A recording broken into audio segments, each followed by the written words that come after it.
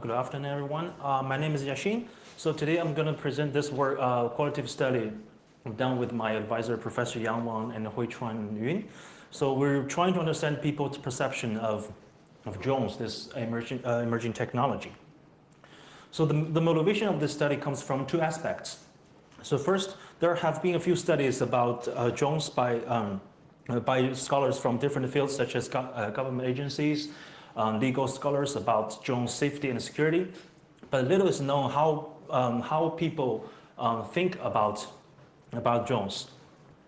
Second is people's perception of drones can help us to inform future privacy-enhancing drone design as well as public policies.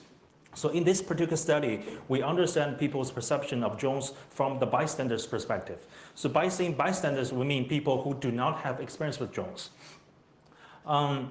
So we adopt the interview methodology in this study. So we have, for the interview protocol, we have three types of questions. The first type is general questions. So in the general questions, we basically ask people some general aspects of drones. For example, have you ever seen drones fly? Do you see any benefits and issues of drones? This kind of questions. The second type of question are context-based questions. So because as Professor Helen Nissenbaum mentioned that human behavior are always situated in some concrete context. So we provide 5 scenarios in order to get people's perception on the different contexts. So our scenarios include recording a promotion events in a shopping mall by a store owner, delivering goods by Amazon, recording a friend's party, reporting a parade by the news agency, and also search for criminals in your neighborhood by the local police department. So, and also the third type of questions are about specific aspects of drones.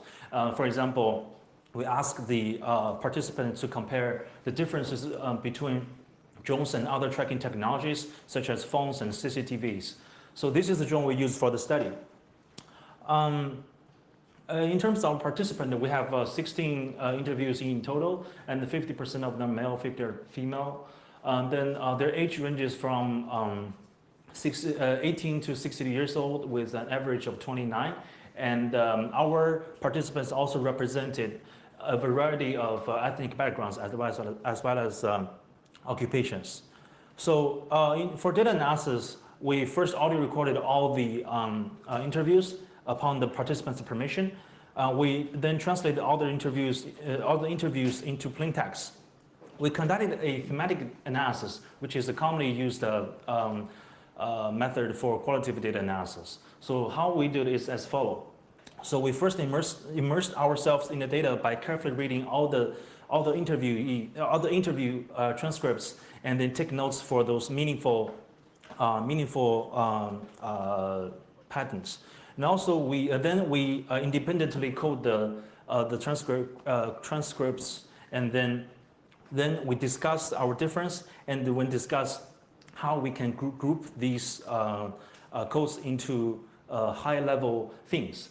And then we come up with 9 themes, 132 unique codes and 9 themes. Here are the themes we come up with. And then the last step is we revisit everything, and to make sure that all the interview except in each theme coherently represent the underlying theme. So so now these two are to the finding. So because of time constraints, I'm not going to talk about all the findings. Here are some of the most interesting ones. So first, public space or private space is a key factor that our participants considered in determining their expectations of privacy, and also whether the drone violates their privacy. So generally speaking, if a drone takes a photo or record a video, or even just flies in the private area, they consider that the drone invades their privacy. So this is kind of intuitive, but this brought out a very interesting question.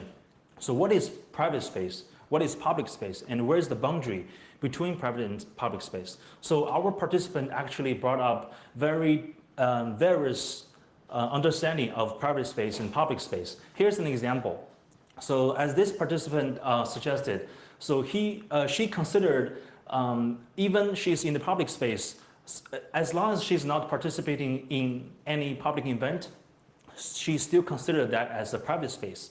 For example, she specifically mentioned that if I'm sitting in the shopping mall, I consider the area around me as private space, because if you walk close to me, you will be able to hear my phone call or look at my email if you want to. So in this case, so she has a very different understanding of private space. So because of the time constraint, I'm not able to show all the examples. So the detailed, we have various definitions from the participants about private space and public space. You can find it in the paper. Another finding we have is about people's, it's based on the scenario questions. Our participants suggested that they have different expectations of privacy under different scenarios. Especially, our participant suggests that their expected notification and consent of the drone usage in different contexts. For example, in the recording parade scenario, this participant suggests that prior notification is needed. However, in the attending party and recorded party scenario, this participant also suggested that prior notification is not necessary, because if you are not consent to give, you're not consent to be recorded, you should not go to the party. Then another interesting findings we have from our study is about the comparison between drones and other technologies, like camera phones and CCTVs. So as suggested by our participants, there are 4 factors that can differentiate drones with other tracking technologies. First is the distance of recording. The distance of recording indicates that when using drone, photos can be taken in a distance without the people's awareness. The flexibility indicates that the drone can actively invade bystanders' personal space, which weaken their control over their own privacy. And the visibility or accessibility of the controller means that when the drone, even a drone is spotted and is flying in the sky, the controller can still hide from the public sight, and the bystanders is not able to know who is the controller, and we call this the hidden controller. Also, the intended purpose means that the intended purpose of the drone is unknown to the bystanders. So here's an example. As one of the participants said, when the phone is taking the photo, you will most likely see it, and you know it is taking a phone. But with the drones, you will not be able to know, because even though you see the drone, you don't know who the people behind this. So draw from these conclusions, we brought up this concept of the duality of the drones.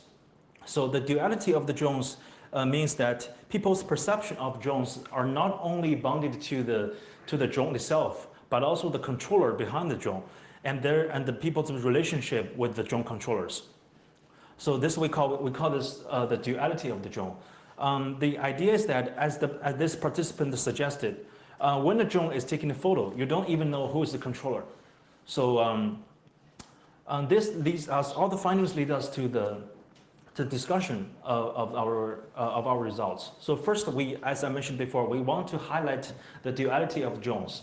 Also, we want to mention the drone's ability to invade people's physical privacy as well as information privacy.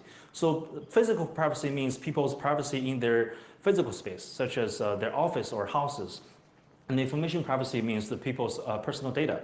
So their names, their address, and their credit card number, things like this.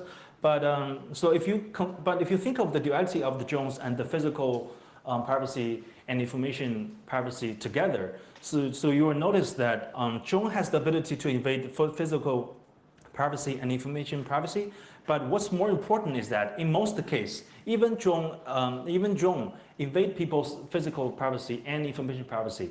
Most people will most likely don't know who is the controller behind the drone, and also this is the time when the privacy concerns arise.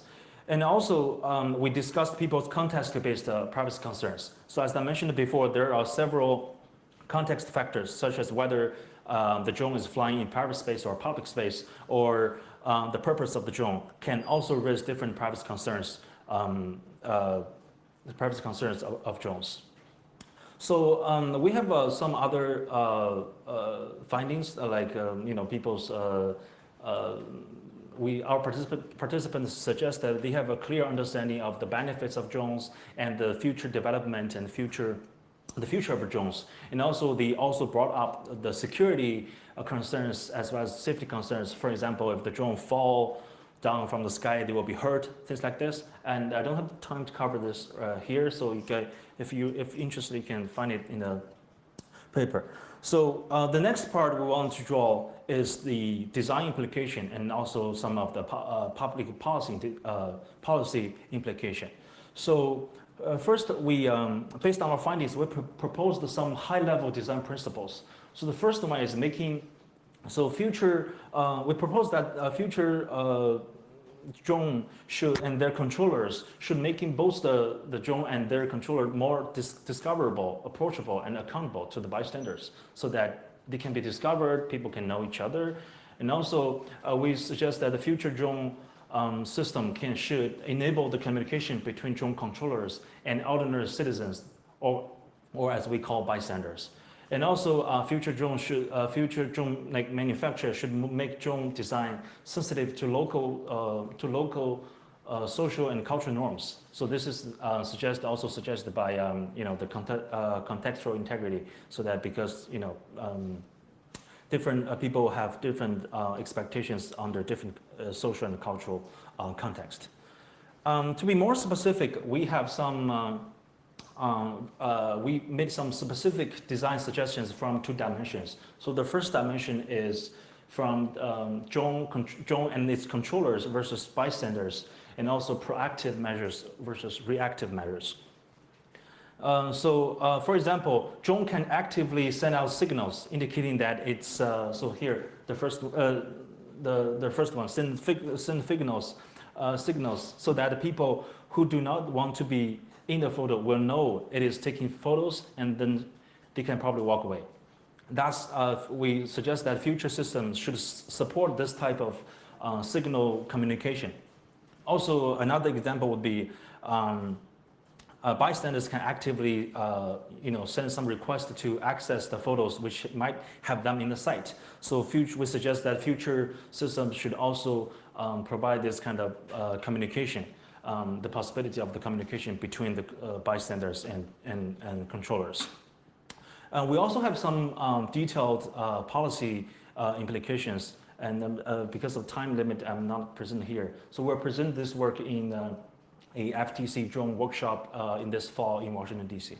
So hopefully we can provide them some input on for the policymakers.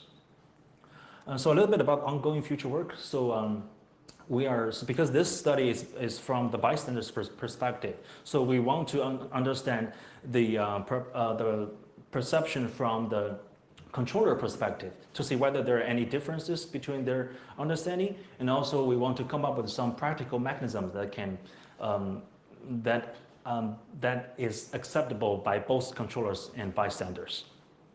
So the major takeaway from this from our study. So the first is we provide empirical evidence for the safety, security, and privacy issues of drones, and also again we want to highlight the duality of drone. And the third is we propose the proactive and reactive suggestions for future privacy-enhancing drone design. Thank you. So if you have any questions, I'll be happy to take them.